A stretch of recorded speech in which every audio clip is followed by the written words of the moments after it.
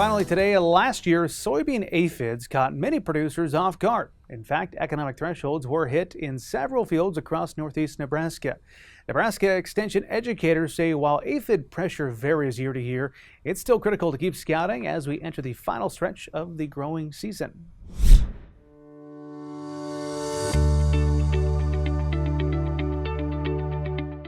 Over the Midwest as a whole, they've recorded yield losses in the 40 to 50% range. Nebraska, we have recorded losses of 20 to 30%.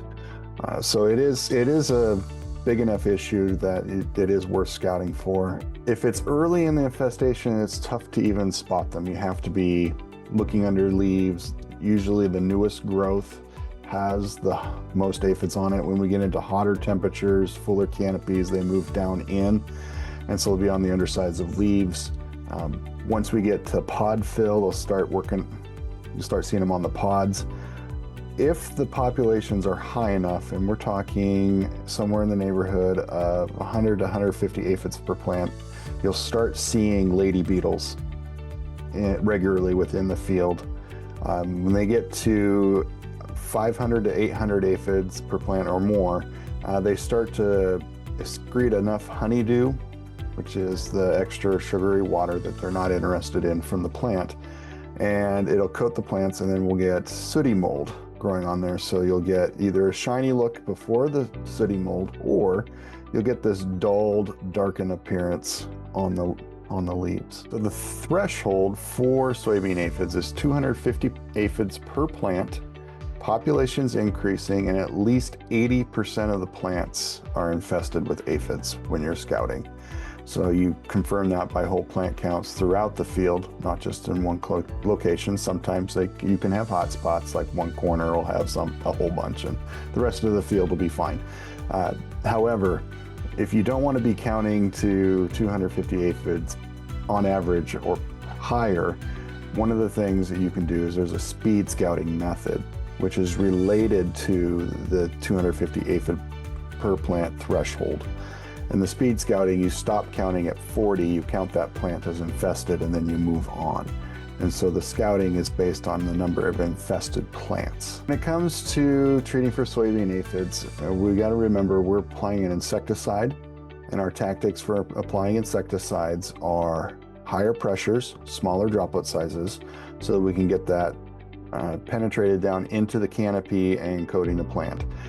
These are going to be mostly contact insecticides, so they have to come in contact with the target pest insects, or they have to be somewhere where the target insect will come in contact with them on the leaf surface. So we generally are spraying at higher PSI ratings than we are for, say, herbicides. And that's one of the things we really try to discourage. Is we're a little bit past that period now, but when people are applying that last application of herbicide to soybean fields, sometimes it's tempting to throw some insecticide in there at the same time. There's some things that don't really work well for that. Herbicides, we're usually applying at lower PSIs along with larger droplet sizes, because we're not as concerned about coating that weed as we are getting a couple of good-sized droplets on it to get that product in contact. So the application methods just aren't real that compatible. And the other thing is, if you apply early, that plant still has a lot of growth left on it.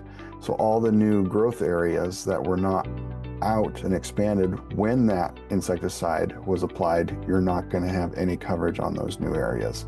And earlier in the season, that's typically where soybean aphids start, or in the newer growth parts of the plant. So it just does not match up well with good management.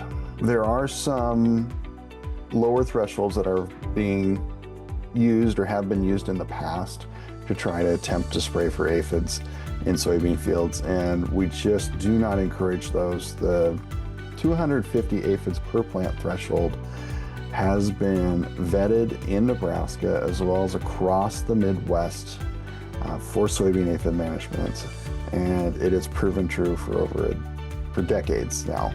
We've been dealing with soybean aphids since 2000, when it was first discovered in Wisconsin in the US.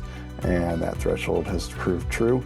And if you apply too early, you leave time for resurgence. So more time for aphids to colonize that field again, or any that you missed to explode in population. You also wipe out your beneficial insects.